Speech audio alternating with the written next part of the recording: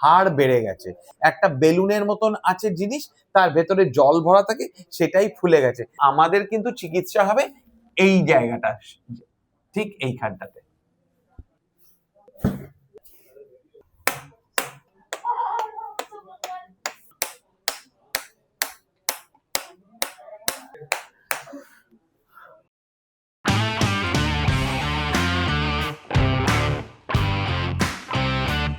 মায়ের হয়েছে retrocalcaneal bursitis. এই বড় নামটা ছেড়ে দিন, একটা ছোট নাম আছে, সেটা হচ্ছে হাড় বেড়ে গেছে। এবারে হাড়টা সামনের দিকেও বাড়তে পারে, সেটাকে বলে ক্যালকেনিয়াল স্পার, আর পিছন দিকে এই দিকটাতেও বাড়তে পারে, যেটা খোঁচ মারে, একটা বেলুনের মতন আছে জিনিস, তার ভেতরে জল ভরা থাকে, সেটাই ফুলে গেছে। মা, এই ফোলাটা কতদিন ধরে ব্যথাটা ভুগছেন? 1 বছর হয়ে গেছে। এইটা কিন্তু মা 1 বছর হয়ে গেছে, এটা যারা অনেকক্ষণ জলে বা অনেকক্ষণ ঝুঁকে বসে স্কোয়াটিং পজিশনে কাজ করে, তাদের হওয়ার সম্ভাবনা বেশি। এটা যারা এখানে অ্যাক্সিডেন্ট হয়েছে, ধাক্কা খেয়েছে, ফুটবল খেলার সময় কেউ যদি বারবার এখানে ধাক্কা লাগে, তার থেকেও কিন্তু রেট্রোক্যালকেনিয়াল বার্সাইটিস হতে পারে। মা, আমার কাছে তো এই কিছুদিন আগে এলেন দেখাতে, তখন কত ব্যথা ছিল? 10-এ 10-এ ছিল। আচ্ছা, একদমই হাঁটতে পারতেন না? খুঁড়িয়ে খুঁড়িয়ে হাঁটতে হতো। আচ্ছা আচ্ছা আচ্ছা। তো এই কষ্ট নিবারণ করার জন্যই মা আজকে আমাদের কাছে এসছে ট্রিটমেন্টে।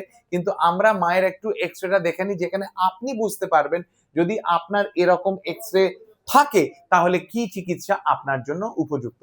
আসুন আমার সাথে।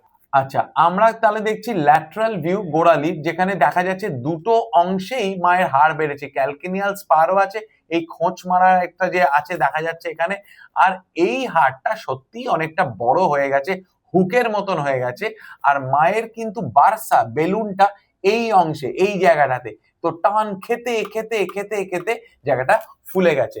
তো আমাদের কিন্তু চিকিৎসা হবে এই জায়গাটা, ঠিক এইখানটাতে, ঠিক এই জায়গাটাকেই ফুলে গেছে, এখানকারই চিকিৎসা হবে মায়ের।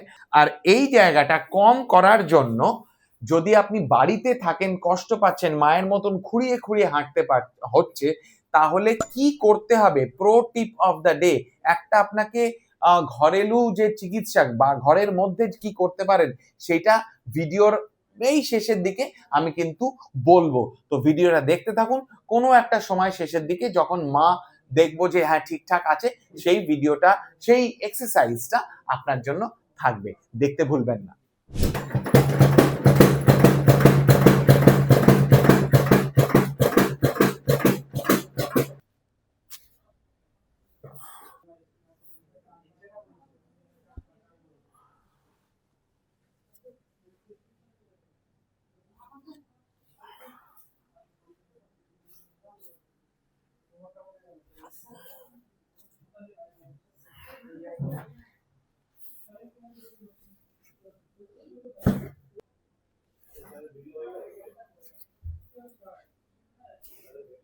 কাফ মাসেল খুব টাইট হয়ে যায়, তাই জন্য রিলিজ করা হচ্ছে মায়ের calf muscle.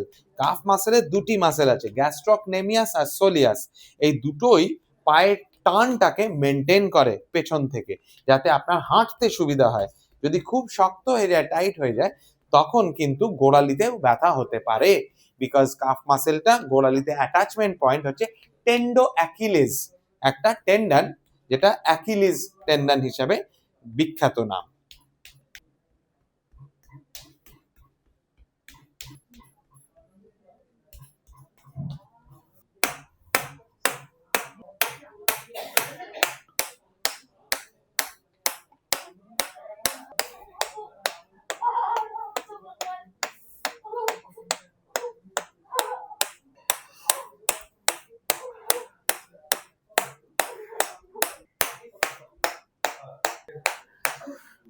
Pro tip of the day, যেটা মাকে যদি ব্যথা থাকে, যেটা মা করবেন সেটা হচ্ছে, বা আপনাদেরও যদি গোড়ালিতে ব্যথা থাকে, গোড়ালি হাড় বেড়েছে কিংবা বার্সা হয়েছে, বার্সাইটিস হয়েছে, তাহলে জাস্ট ট্যাপ করুন গোড়ালিটাকে এইরকম ভাবে কমফোর্টেবলি, যতক্ষণ ইচ্ছা, যতবার ইচ্ছা এটা করে যান সারা দিনে, যতক্ষণ, যখনই ফ্রি থাকবেন তখনই করতে থাকুন। তখন এটা ডিসেন্সিটাইজ করে জায়গাটা, তীব্র ব্যথাটা কিন্তু অনেক অনেক ইন্টেন্সিটি কমিয়ে দেবে। এটা করে দেখুন, এইটুকু সিম্পল একটা জিনিসের মধ্যে আপনি মনে করবেন বাহ আমার তো অনেক ভালো লাগছে। আর একটা কাজ করবেন, ম্যাগনেসিয়াম সালফেট, এপসাম সল্ট, আধ বাটি একটা বালতি ঈশতুষ্ণ গরম জলে ঢেলে তার মধ্যে পাটাকে ডুবিয়ে রাখবেন, মোটামুটি কাফ মাসেলের অর্ধেকটা যেন ডোবে এতটা ডুবিয়ে রাখুন। ওই এপসাম সল্ট, ম্যাগনেসিয়াম সালফেট যে কোনো দোকানে আশা করছি, ওষুধের দোকানে, ওভার দ্য কাউন্টার, ইভেন আপনারা যেখানে গাছ কেনেন, গাছের খাওয়া কেনেন, খাবার কেনেন, সেখানেও কিন্তু পাবেন ম্যাগনেসিয়াম সালফেট, এপসাম সল্ট। সেটা দিয়ে দেবেন। আর এই দুটো জিনিস যে বললাম এটা করে দেখুন, I am pretty much certain আপনারা ভালো হবেন তো বটেই। কমেন্টে জানাবেন যাতে আমরা বুঝতে পারি এই দুটো জিনিস আপনার গোড়ালির যে ব্যথা সমস্যা সেটাকে সমাধানের দিকে নিয়ে গেছে। মায়ের ট্রিটমেন্ট শেষ, এইবারে মাকে হাঁটাবো, গোড়ালি দিয়ে হাঁটাবো একবার, আর আরেক রাউন্ড আঙুলের ওপরে মা হাঁটবেন, তারপরে মা আমাদের বলবেন মায়ের কেমন ফিলিং। তুলুন,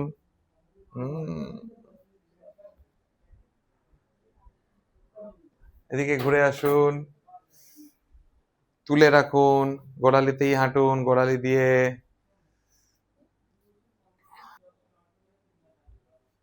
গোড়ালি তুলে, গোড়ালি তুলে।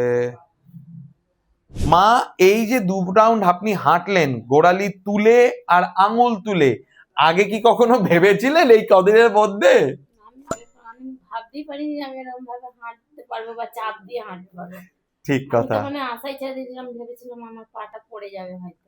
একদম মা খুব চিন্তা নিয়ে, চিন্তা আমার সুগার বেড়ে গেছে, কষ্ট নিয়ে একটু চোখের জল টলও ফেলা হয়েছে। তো আজকে আশা করি সেটা না, আজকে হাসবেন, তাই না? হাসি বেরিয়েছে একটু। আচ্ছা, কিন্তু মায়ের এটাই শেষ নয়, মায়ের যে ফোলা ভাবটা আছে সেটা কিন্তু একটু সময় লাগবে কমতে, কারণ ওই জায়গাটা সলিডিফাই হয়ে গেছে, মানে শক্ত হয়ে গেছে, সেটা নরম করতে হবে ব্যায়ামের থ্রু দিয়ে, ট্রিটমেন্টের থ্রু দিয়ে। কিন্তু আজকে যে মা ভালো আছেন সেটা কাল ভালো থাকবেন কিনা মাকে তার জন্য ব্যায়াম দেওয়া হবে। যেই ব্যায়ামগুলো দেওয়া হবে আমরা পরের ভিডিওতে শর্টস বা রিলসে আপনারা দেখতে পারবেন। আপনাদেরও যদি গোড়ালির ব্যথা থাকে, মা যেই ব্যায়ামগুলো করছেন বা করতে যাবেন আপনারাও সেই ব্যায়ামগুলো করবেন, দেখতে থাকবেন, দেখতে ভুলবেন না। তার জন্য কিন্তু ফলো আর সাবস্ক্রাইব করতে হবে, যে যেই প্ল্যাটফর্মেই দেখুন না কেন চট করে আমাদের চ্যানেলকে ফলো করুন আর সাবস্ক্রাইব করুন, যাতে মায়ের যে ব্যথার জন্য যে আজকে ট্রিটমেন্ট হলো তার যে কি এক্সারসাইজ পরের ভিডিওতে আপনারা যেন দেখতে পান। ভালো থাকুন, সুস্থ থাকুন, নমস্কার।